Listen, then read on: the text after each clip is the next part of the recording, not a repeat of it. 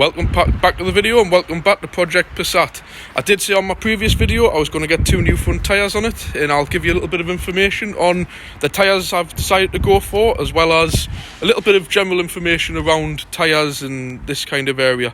So I'll just switch the camera around. As you can see, very different to before the weekend. All the snow's gone. It's nearly 10 degrees. I can't quite believe actually how much the weather has changed. So these are the new tyres.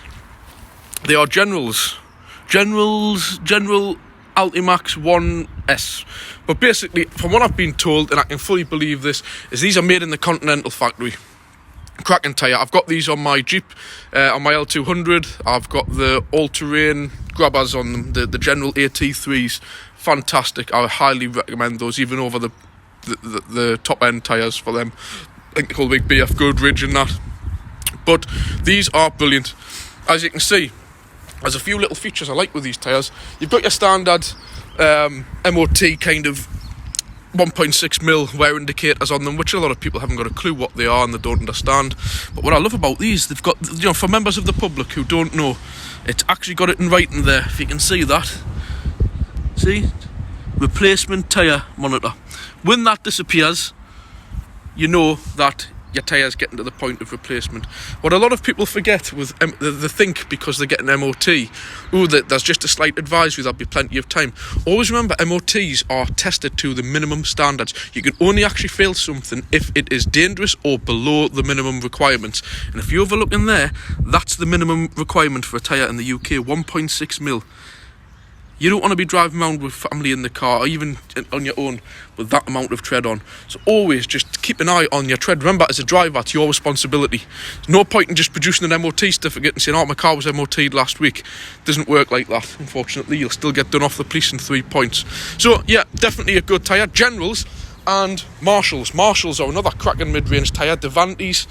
A lot of people get coming in or insisting on these from back in the day where cheap tyres and remoulds got a bad name, and these people say only Goodyears, only Pirellis, only Continentals and Michelin and all that. It's, to be quite honest, nowadays it's not that. It's a load of rubbish unless you're doing race car driving or anything like that. These mid-range tyres, like I've mentioned, I don't quote us, but I've been told a lot of these tyres are made in like a Goodyear, Michelin and Continental factories. So this is as good as what you're paying twice the price for. I do not recommend at all cheap Chinese tyres, remoulds, and I don't agree with part worn tyres either. They're really not my thing. I would never fit them to someone's car unless they required it. And by the way, I don't fit tyres, I get them fitted. So yeah, definitely remember, mid-range tyres, always give them a good mid-range tyre, that is. They are fantastic. To be quite honest, they're very underrated. Just a lot of people don't really understand, so I thought I would do this video for them reasons. So yeah, if you want any more information, leave a comment. I'm quite happy to give you information about your own car. But there's one thing I will say, which I'm finding a hell of a lot now on MOT a lot of cars, and I find all of these branded tyres are cracking and perishing really bad after sort of 3 years and things like that. Tread's perfect on them, but they perish, like the crack, and that's really dangerous. So you can get a blowout at high speed. And what it is, I'll switch back. Tyres, everybody just thinks a tyre's black. Yeah, but if you look at it closely, the cheaper tyres seem to have a bit of a purpley look to them, because that's the colour of the rubber compound when they make it. There's a slight purple tinge to it, which maybe put people off.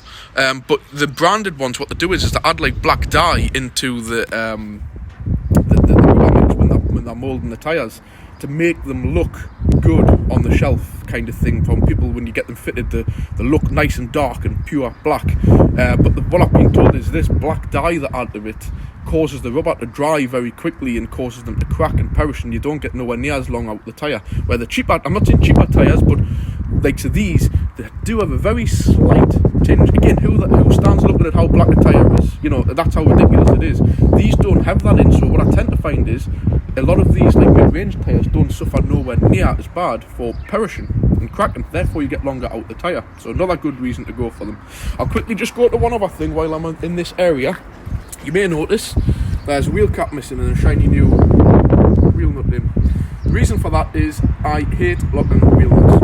Unless you have a limited edition Range Rover Sport or like that, then fair enough, put a lock and wheel. I even like my Mitsubishi, I spent a lot of money on them tyres.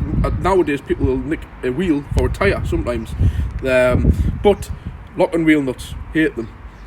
All they're going to do is cause you problems. First of all, when I get cars coming into the garage, I can sometimes spend 20 minutes, half an hour hunting through people's personal belongings in the car, which I don't like doing, especially at the moment with COVID. I don't even like being in the interior for any longer than I have to be.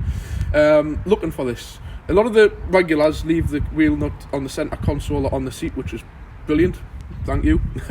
But, you know, it's a nightmare. And you can't contact them, you can't get on the phone to them, and you're looking round. So that's on my perspective as a mechanic. I don't like lock and wheel nuts. So every car I buy, I remove them, and I buy 4 standard lock and wheel nuts or wheel bolts to put back in the place. If it's a regular run-of-the-mill car, there is some exceptions. I will say lock and wheel nuts serve a purpose. But the second thing is for everybody, members of the public, yourself, is you're driving along on the A1, A19, motorway, country road, whatever, and you get a punch-out, blowout.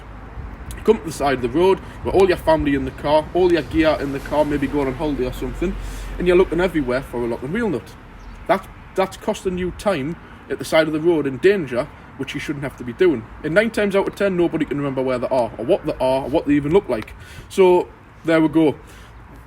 If you don't have that, that's going to save you time. Jack the car up, wheel off, spare wheel on, you're away, out of danger. Or even for the breakdown recovery services, it costs them time. They've still got to look for it. So there's another key factor to it. But second of all, as well, is that I'm trying to find out, this Yaris along here, I may have them on. Obviously a lock and wheel nut, it has, this is perfect. A lock and wheel nut is designed to be anti-theft proof. So they're designed, if they get tight and they won't come loose, they shear off, they snap the brake and they round off. You can see like the little bits, they're very soft metal that's in them. So what you'll find is, if you haven't had them off for a while, see all the wheels have been done on this car, they'll snap. So you're at the side of the road, you snap a lock and wheel nut, you are knackered. Your car will have to be going on the back of a low loader and have to get the lock and wheel nut removed professionally. Something you don't want them. So there's another reason behind it. So a little bit of advice, if you've got lock and wheel nuts on your car and you know it's just a run-of-the-mill regular car, just take them off. It doesn't cost much. Even go to a scrapyard. In fact, people on eBay are selling them for a couple of quid. Just take them off, get rid of them, job done. Don't blame me if somebody nicks your wheels, but I can't remember the last time somebody had their wheels nicked, unless it's, like I've said, something expensive. So yeah, there's a little bit of tyre, wheel and wheel nut information for you. If you like the content, like, subscribe, share it to your friends. Let us know what you think, and I'll be back next time. Thank you very much for watching. Goodbye.